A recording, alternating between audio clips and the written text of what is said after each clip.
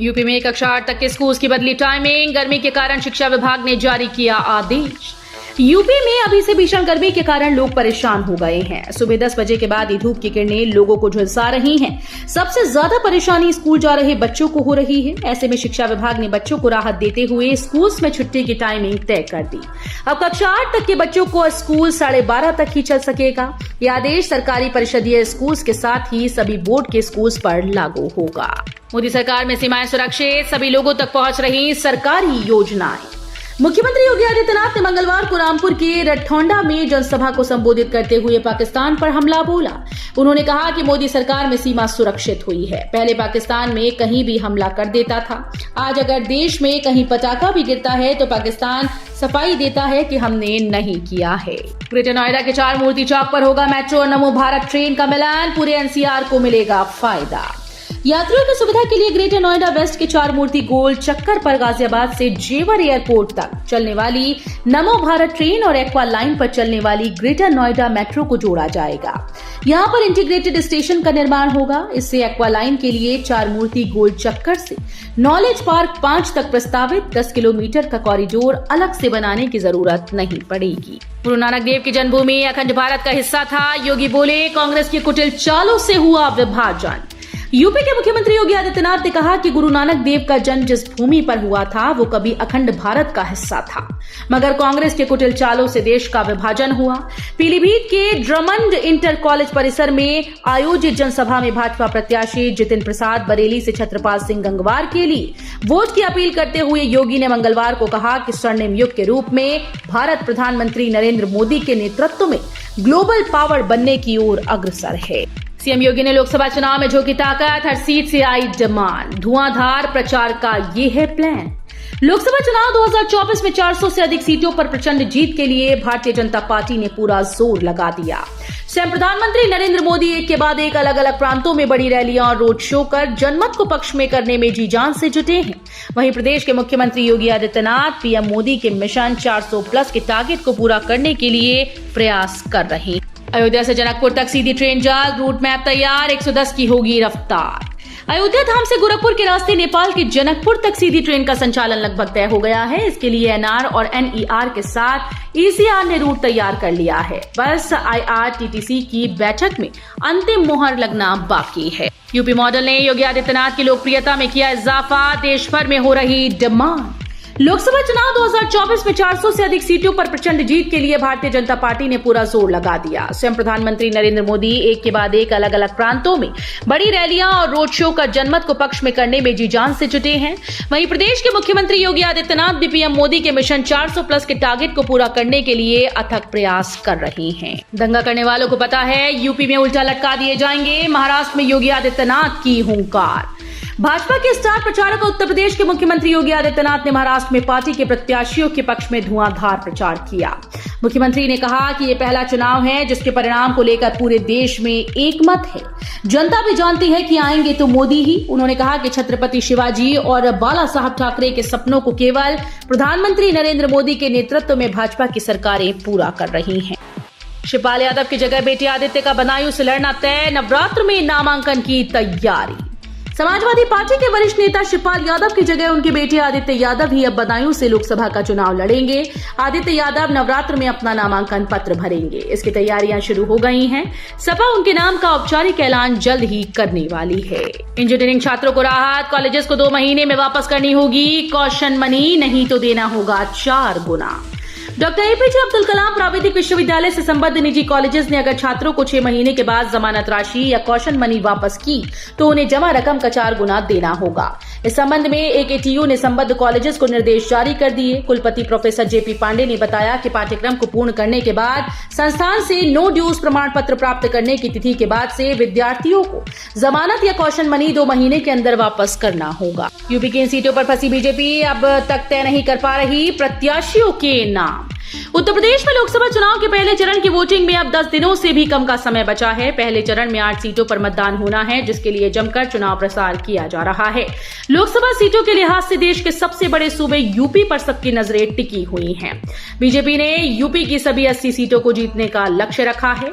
BJP को UP की रायबरेली, कैसरगंज, मैनपुरी, फिरोजाबाद, प्रयागराज, बलिया, भदोही, देवरिया, कौशाम्बी, गाजीपुर, मछली शहर और फूलपुर से अब तक ऐसे उम्मीदवार नहीं मिल पाए हैं जिन पर पार्टी दांव चल सके। आचार संहिता के उल्लंघन की शिकायतें बढ़ी, मोटापे के इलाज की गारंटी और आयोग के पोस्टर पर भी सवाल। लोकसभा चुनाव के मद्देनजर चुनाव आयोग ने इस बार सी विजिल ऐप लॉन्च किया है। इस पर चुनाव प्रक्रिया से जुड़ी सभी जानकारियां मिल सकती हैं। साथ ही आचार संहिता के उल्लंघन की शिकायत भी हो सकती है, मगर लोग बाग इस ऐप पर अजीबोगरीब शिकायतें कर रहे हैं।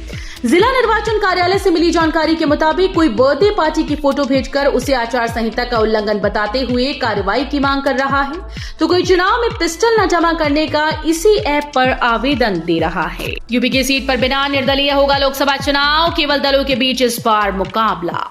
मेरठ में लोकसभा चुनाव 2024 का सत्ता संग्राम बिना निर्दलीय होगा। पहले तो कई निर्दलीय प्रत्याशियों का नामांकन जांच में निरस्त हो गया। एक निर्दलीय प्रत्याशी मोहम्मद अफजल ने अपना नामांकन पत्र वापस ले लिया।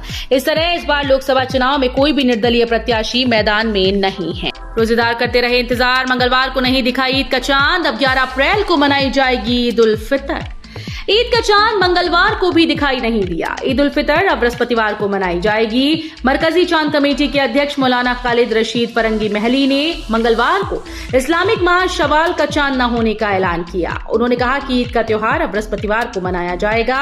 मरकजी शिया चांद कमेटी के अध्यक्ष मौलाना सैफ अब्बास नकवी ने भी शवाल का चांद न होने का ऐलान किया। लॉर्ड विश्वेश्वरनाथ के मामले में 16 अप्रैल को होगी सुनवाई, इस वजह से पड़ी अगली तारीख। ज्ञानवापी से संबंधित वर्ष 1991 के प्राचीन मूर्ति स्वयंभू ज्योतिर्लिंग लॉर्ड विश्वेश्वरनाथ के वाद की सुनवाई पीठासीन अधिकारी के अवकाश पर होने के कारण मंगलवार को नहीं हो सकी। मामले की सुनवाई की अगली तिथि 16 अप्रैल नियत की गई। सिविल जज senior division fast track court में मंगलवार को लॉर्ड विश्वेश्वरनाथ के वाद की सुनवाई होनी थी। डीजीपी ने दिया निर्देश, मानसिक रूप से परेशान और नशेड़ी पुलिसकर्मियों को शस्त्र देकर न कराएं ड्यूटी। अस्वस्थ या नशे के आदि किसी पुलिसकर्मी से अगर स्कॉट या गार्ड ड्यूटी कराई गई तो डिप्टी एसपी, पुलिस लाइंस और प्रतिसार निरीक्षक जिम्मेदार होंगे। डीजीपी प्रशांत कुमार ने इस बाबत मातहतों को आदेश जारी कर दिया है। उन्होंने कहा कि सशस्त्र गार्ड ड्यूटी अत्यंत महत्वपूर्ण एवं संवेदनशील होती है। इसमें कोई भी लापरवाही घातक हो सकती है। ईद उल फितर पर पुराने लखनऊ में बदला रहेगा यातायात, इस तरह रहेगा ट्रैफिक डायवर्शन। ईद उल फितर के मौके पर पुराने लखनऊ में ट्रैफिक व्यवस्था बदली रहेगी। चांद के दीदार के बाद ईद बृहस्पतिवार को मनाई जाएगी। त्योहार के दिन सुबह 5 बजे से कार्यक्रम की समाप्ति तक पुराने लखनऊ में डायवर्जन रहेगा। डॉलीगंज क्रॉसिंग तिराहे की तरफ से कोई भी यातायात पक्के पुल की ओर नहीं जाएगा। फैशन शो में मनीष मल्होत्रा, कृति सेनन और रणवीर सिंह बिखेरेंगे जलवा। काशी आएंगे 20 देशों के राजदूत। बुनकर शिल्प और हथकरघा को बढ़ावा देने को काशी में 2 दिवसीय धरोहर काशी की और फैशन शो का आयोजन 13 और 14 अप्रैल को किया जा रहा है। कार्यक्रम के दौरान अंतर्राष्ट्रीय डिजाइनर मनीष मल्होत्रा 14 अप्रैल को नमो घाट पर अपने फैशन शो में बनारस के बुनकर शिल्प को प्रदर्शित करेंगे। आज से फिर बदलेगा मौसम। यूपी में इस दिन होगी बारिश, तेज आंधी और ओलों के भी आसार। उत्तर प्रदेश में मौसम फिर बदलने वाला है। एक पश्चिमी विक्षोभ सक्रिय हो रहा है, इसका असर आज बुधवार से दिखेगा। 11 को लखनऊ में तेज आंधी और बारिश की संभावना है। मौसम विभाग के अनुसार बादलों की आवाजाही मंगलवार की दोपहर बाद से शुरू हो गई। हाल में 2 पश्चिमी विक्षोभ लखनऊ और आसपास के इलाकों के ऊपर से गुजरे। बद्रीनाथ, केदारनाथ, गंगोत्री, चारधाम यात्रा के लिए आज 10 अप्रैल से शुरू होगा ऑनलाइन पंजीकरण। चारधाम यात्रा के लिए आज 10 अप्रैल से पंजीकरण शुरू हो जाएगा। पर्यटन विभाग गंगोत्री मंदिर के कपाट खुलने का समय तय होते ही ये ऐलान करेगा। श्री बद्रीनाथ धाम और श्री केदारनाथ के कपाट खुलने की तारीख और समय पहले ही तय हो चुका है। श्री गंगोत्री और श्री यमुनोत्री धाम के कपाट अक्षय तृतीया के दिन खोले जाते हैं। मंगलवार को 9 अप्रैल को ये भी तय हो गया कि गंगोत्री धाम के कपाट खुलने का समय क्या होगा। इस मेडिकल कॉलेज के एसओ प्रोफेसर, 2 रेजिडेंट, 35 जूनियर डॉक्टर्स के खिलाफ दर्ज हो गया केस। गोरखपुर के बीआरडी मेडिकल कॉलेज का फार्माकोलॉजी विभाग अचानक सुर्खियों में आ गया। इस विभाग के associate professor doctor Anil Kumar, 2 resident चिकित्सकों के अलावा 35 अन्य जूनियर डॉक्टर्स पर चिलुआताल थाने में गंभीर धाराओं में पुलिस ने मुकदमा दर्ज किया। सभी डॉक्टर्स पर कैंपस के बाहर दवा की दुकान में मारपीट और लूट का आरोप लगा। मुकदमा दर्ज होने की सूचना मिलने के बाद कॉलेज के प्राचार्य डॉक्टर रामकुमार जायसवाल विभाग में पहुंचे। सीएसजीएमयू में पहली बार बैक पेपर के अंक खुद होंगे अपडेट, छात्रों को नहीं लगाने होंगे चक्कर। कानपुर में छत्रपति शाहूजी महाराज विश्वविद्यालय के हजारों छात्रों के लिए राहत भरी खबर है। सेमेस्टर परीक्षाओं के बैक पेपर के अभ्यर्थियों को अपने अंक को मार्कशीट में अपडेट कराने के लिए विश्वविद्यालय के चक्कर नहीं लगाने होंगे। अब ऑटोमेशन सॉफ्टवेयर की मदद से अंक खुद ही मुख्य तालिका में अपडेट हो जाएंगे। जीवन बीमा पॉलिसी बीच में बंद करने वाले वापस ले सकेंगे जीएसटी। एडवांस में पूरा भुगतान करने के बाद भी किन्हीं कारणों से फ्लैट खरीद की डील निरस्त होने या जीवन बीमा पॉलिसी बीच में ही खत्म करने की स्थिति में लोग अपना जीएसटी वापस ले सकेंगे। जीएसटी विभाग ने इस संबंध में निर्देश जारी कर दिए हैं। मंदिरों व घरों में होगी कलश स्थापना, 9 दिन होगी शक्ति की भक्ति। गोरखपुर में चैत्र शुक्ल पक्ष में मंगलवार से नवरात्र की उपासना शुरू हो गई। 9 दिन तक मंदिरों व घरों में शक्ति की भक्ति हुई। सर्वार्थ सिद्ध व अमृत सिद्ध के विशेष योग में नवरात्र शुरू हो रही है। प्रतिपदा को मंदिरों व घरों में कलश स्थापना होगी। देवी भक्त 9 दिन व्रत रहकर पूजा करेंगे। रैपिड रेल रूट से नोएडा एक्सटेंशन वालों की मुश्किल होगी आसान।